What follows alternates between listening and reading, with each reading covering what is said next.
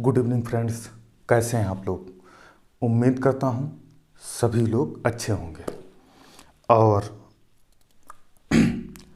आज हम लोग एक नए विषय पे बात करेंगे, नए टॉपिक पे बात करेंगे। जैसा कि रोज़ इसी समय क्लासें चलती थी, आज आपकी क्लास ऑफ रहेगी। क्लास की जगह पे एक नया विषय है। विषय क्या है? उत्तर प्रदेश पुलिस भर्ती 2023-24। यह विषय हम लेकर क्यों आए हैं? यह विषय हम इसलिए लेकर आए हैं क्योंकि बहुत सारे बच्चों की डिमांड थी, सर पुलिस भर्ती के बारे में कुछ जानकारी दीजिए हमें। तो उसी को ध्यान में रखते हुए आज हम यह विषय लेकर आए हैं। और इस विषय पर चर्चा करने से पहले इसके बारे में हम कुछ जान लेते हैं। जिस निरंतरता के साथ पुलिस की भर्तियां चल रही थीं कुछ वर्ष पीछे, अगर उसी हिसाब से चलती रहती तो यह जो हो चुकी भर्ती है उसके हिसाब से दूसरी भर्ती होनी चाहिए थी, लेकिन ऐसा नहीं हुआ। खैर कोई नहीं, देर आए दुरुस्त आए। अब जो ये 2022-23 में भर्ती आने वाली है, इसके कुछ मानक हैं। पहले हम मानक के बारे में जान लेते हैं, उसके बाद हम देखेंगे कि कितनी वैकेंसी आने वाली है, उसमें पीएससी के कितने पद हैं, और कांस्टेबल के बेटा कितने पद हैं, पीएससी के कितने पद हैं, और जेल वार्डन के कितने पद हैं, फायरमैन के कितने पद हैं। तो वो जानने से पहले ये जरूरी जो बिंदु हैं, ये जो जरूरी मानक हैं, इनके बारे में हम जान लेते हैं। आया समझ में? देखो इधर, योग्यता 12th पास, यानी योग्यता 12वीं पास होनी चाहिए। परीक्षा के लिए जो उम्र सीमा है, अलग अलग कैटेगरी के जो बच्चे होते हैं उनके लिए अलग अलग आयु सीमा है। क्या सीमा है? जो सामान्य पुरुष होगा, सामान्य पुरुष के जो लड़के होंगे, मतलब सामान्य कैटेगरी के, उनके लिए 18 से 22 एज है। महिला के लिए 18 से 25, सामान्य वर्ग की जो महिलाएं हैं। जो ओबीसी पुरुष हैं उनके लिए बेटा 18 से 28, ओबीसी महिला के लिए 18 से 31। फिर आपका एससी और एसटी जो पुरुष हैं उनके लिए बेटा 18 से 28, एसटी जो महिला है उनके लिए 18 से 31। उम्मीद करता हूँ ये अंक के समझ में आ गया होगा। अब हम इधर चलते हैं, देख लीजिए। इधर भी मैंने कुछ मानक लिखे हुए हैं, महिलाओं से संबंधित, पुरुषों से संबंधित। तो सबसे पहले हम देखते हैं पुरुष अभ्यर्थी के लिए हाइट क्या है, 168 सेंटीमीटर। उसके बाद 79 यानी 79 सेंटीमीटर सीना बिना फुलाए, 84 सेंटीमीटर फुलाकर। फिर जो महिला अभ्यर्थी हमारी हैं उनके लिए 152 सेंटीमीटर हाइट होनी चाहिए और वजन 40 किलोग्राम होना चाहिए। इतना समझ में आया? अब देखो इधर, परीक्षा पैटर्न देख लेते हैं क्या है।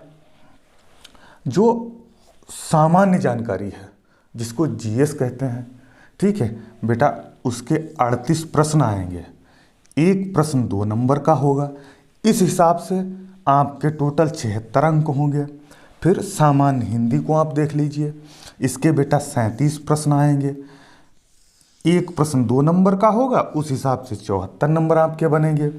फिर गणित के प्रश्न आपके 38 नंबर के होंगे, 76 अंक बनेंगे। फिर मानसिक बुद्धि परीक्षण या तर्क शक्ति यानी रीजनिंग, इसके 37 क्वेश्चन होंगे। कितने बनेंगे? 74 क्वेश्चन बनेंगे। इतना आपके समझ में आया? अब हम इस पर आगे चर्चा करते हैं। आप मेरे साथ बने रहिए, उम्मीद करता हूं आपके समझ में आया होगा।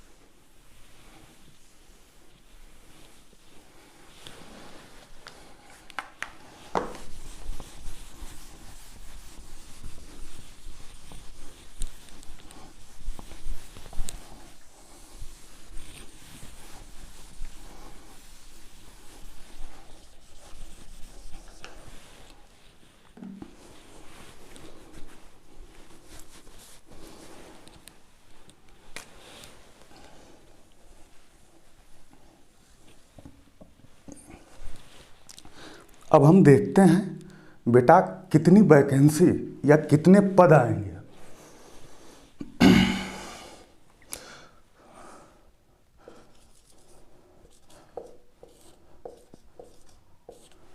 कुल पद होंगे आपके 35,700।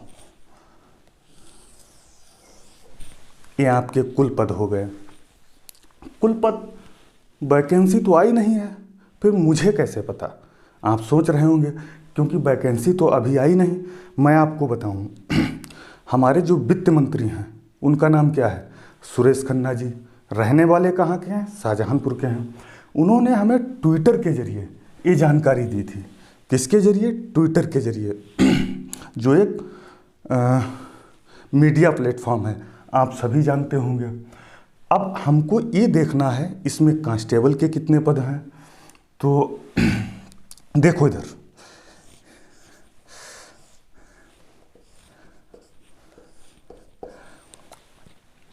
इसमें बेटा ये देखना है कि कांस्टेबल के कितने पद हैं। इसमें कांस्टेबल के हैं 26,382 पद। किसके हैं? कांस्टेबल के हैं।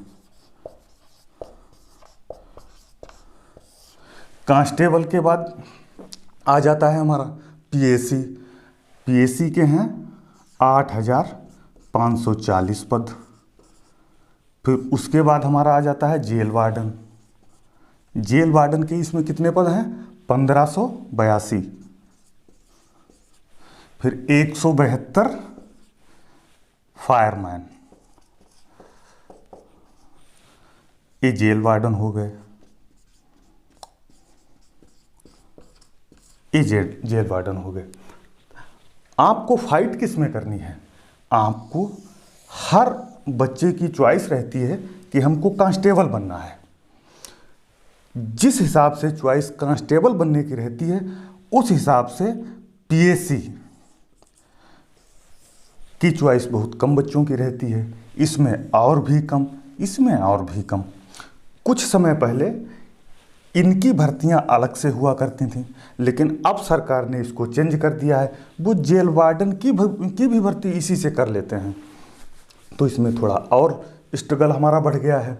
अब मालूम क्या, आपको इस तरह से मेहनत करनी है कि आप इसमें सेलेक्ट हो जाओ।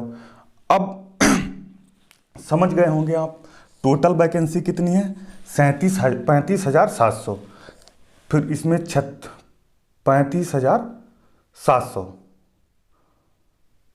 ये 26 होगा बेटा।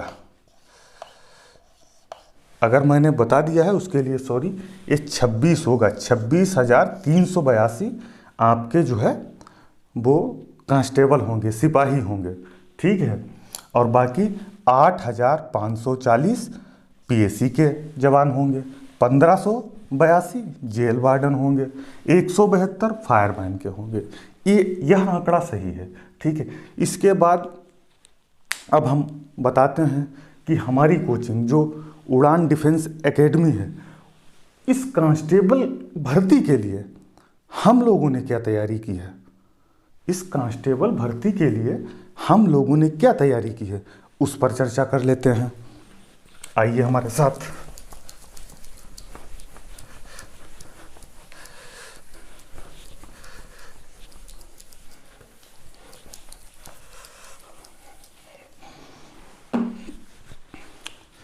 हमारी कोचिंग आप सभी लोगों को पता होगा, संसारपुर में उड़ान डिफेंस एकेडमी है।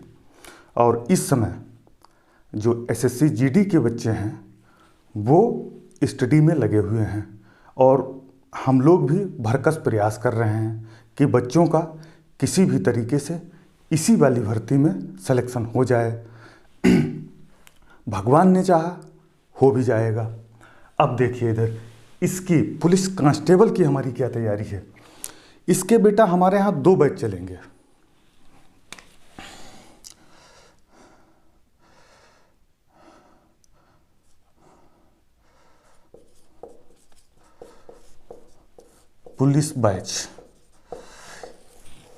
पुलिस बैच जो हमारे यहाँ होंगे, 2 बैच चलेंगे। अब 2 बैच कैसे होंगे? जो एक फर्स्ट एक सेकेंड मान लीजिए। अब ये जो बैच होगा इसमें केवल हम गारंटी वाले बच्चों को पढ़ाएंगे। अब गारंटी कैसी होगी? गारंटी हमारी ये होगी, यदि कोई बच्चा मिस नहीं करता है, रेगुलर क्लासें ज्वाइन करता है, और ज्वाइन करने से पहले यदि जैसे अभी फरवरी से हमारा बैच स्टार्ट होगा, आप इसको फिर से समझिए, हम लोग इस बैच को फरवरी 2023 से, मतलब फरवरी मंथ के महीने से कभी भी, फरवरी मंथ के महीने में कभी भी इसको हम स्टार्ट कर सकते हैं। स्टार्ट जब हम करेंगे फरवरी तक, जितने भी बच्चे फर्स्ट वाले बैच में आ जाते हैं या जितने भी इसमें आना चाहते हैं, इसमें आने की शर्तें ये होंगी, यदि आप फर्स्ट बैच में आते हैं, रेगुलर आपको आना होगा, मिस नहीं करना होगा, और जब तक क्लासें चलेंगी, जब तक एग्ज़ाम आपका नहीं हो जाता है, तब तक आपको कंटिन्यू आना है। बाय द वे, आप इसमें मिस करते हैं तब आपका नुकसान हो जाएगा। नुकसान कैसा होगा? नुकसान आपका यह हो जाएगा, जैसे इसमें जो बच्चा रेगुलर आएगा, डेली आएगा, और लास्ट में बाय द वे उसका सिलेक्शन नहीं हो पाता है, तो उसकी जो हमने 4-5 महीनों में जो फीस ली है वो हम पूरी वापस कर देंगे। लेकिन शर्त यह है, आप इसमें मिस नहीं करोगे। 1-2 छुट्टी की अलग बात है, वो आप हमें बताकर, एप्लीकेशन देकर यहाँ से छुट्टी ले सकते हैं, लेकिन बिना बताए गायब नहीं होगे। और ये जो बैच चलेगा, इसमें क्या होगा?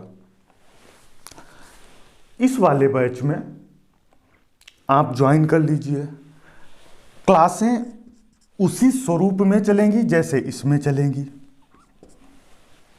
उसी स्वरूप में इसमें भी चलेंगी, लेकिन इसमें आपकी गारंटी नहीं होगी।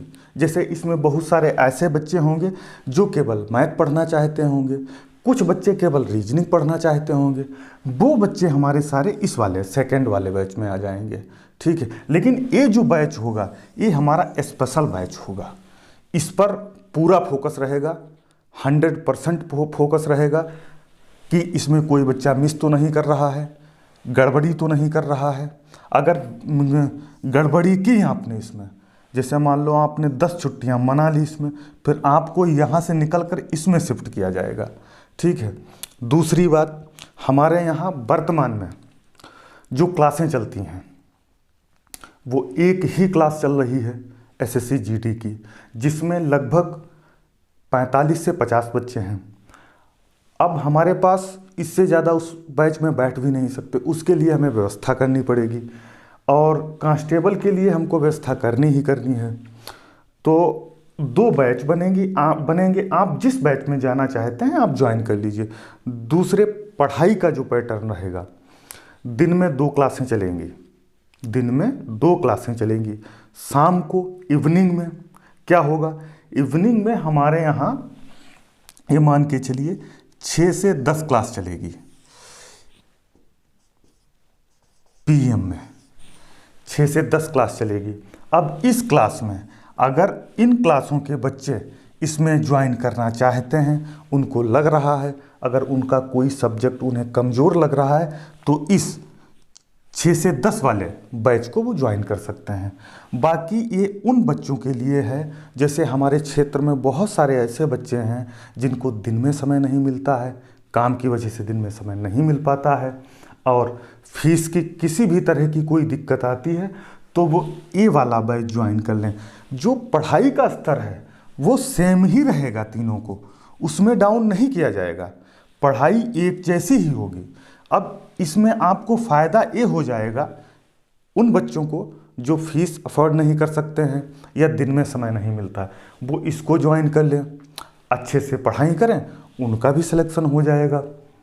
दूसरी चीज़, यदि हमारी कोचिंग का कोई बच्चा होता है तो उसको हम लोग CCC, हमारे यहाँ CCC की भी क्लासें चलेंगी, CCC की जो क्लासें होंगी उसको फ्री में कराई जाएंगी, उसका आपसे चार्ज नहीं लिया जाएगा। दूसरे, आपको किसी भी तरह की मतलब जिसे रिजर्वेशन कराना है या कोई भी जैसे कंप्यूटर सर्टिफिकेट आपको करवाना है, तो आप हमारी टीम को इसकी जानकारी दें। ठीक है, हमारी टीम बेहतर से बेहतर आपके लिए काम करेगी। दूसरे, हमारे यहाँ जो टीचर पढ़ाते हैं, आपको बेटा जैसे मान लो, देखो इधर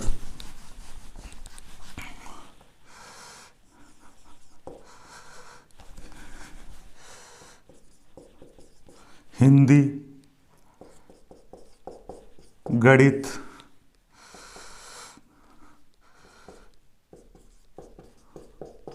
रीजनिंग, हिंदी, गणित, रीजनिंग, बेटा ये जीएस आपका हो गया।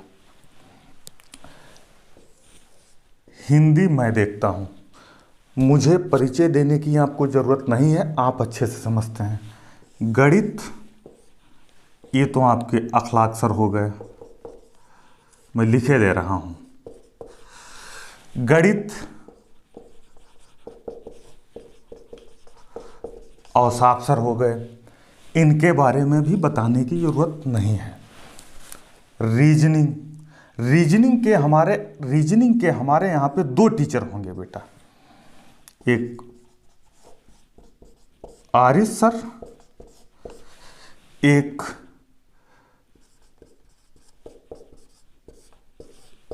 पांडे जी। ये जो है IAS PCS की तैयारी में लगे हुए हैं, ये दोनों लोग आपको रीजनिंग कवर करवाएंगे। GS मैं आपको कवर करवाऊंगा। ठीक है, फिर उसके बाद जो इवनिंग की क्लासें बेटा चलेंगी, इवनिंग में यदि इनमें से बच्चे इवनिंग में भी आते हैं, तो इवनिंग में आपको मनोज सर आपका रिवीजन करवाएंगे पूरी तरीके से। आई बात समझ में? तो ये हम लोगों का यूपी कांस्टेबल के लिए हम लोगों की तैयारी है। तो मैं आपसे ये चाहता हूँ कि आप अपना समय ना खराब करें। घर यदि आप बैठे हैं, ठीक है, तो कोचिंग संस्था पे जाके बात करके, ठीक है, बैच में अपना जो है जो भी बैच आपको ज्वाइन करना है उसकी बात कर लीजिए, क्योंकि समय बहुत कम है। ये जैसे जब नोटिफिकेशन आता है, ठीक है, बच्चे क्या करते हैं, नोटिफिकेशन आया, ठीक है, जब नोटिफिकेशन देखा, फॉर्म डाल दिया, तब क्या किया, जल्दी जल्दी में कोचिंग करने के लिए भागते हैं। उस समय आपको अधिक समय नहीं मिलता है, बहुत कम समय मिलता है, 2 महीने का या 1.5 महीने का। अब 2 महीने में, 1.5 महीने में आप कैसे तैयारी करके एग्ज़ाम क्वालिफाई कर सकते हैं?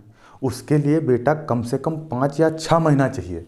5 या 6 महीना मिलने के बाद आपको बहुत मेहनत करनी पड़ेगी, और हमको वही करना पड़ रहा है।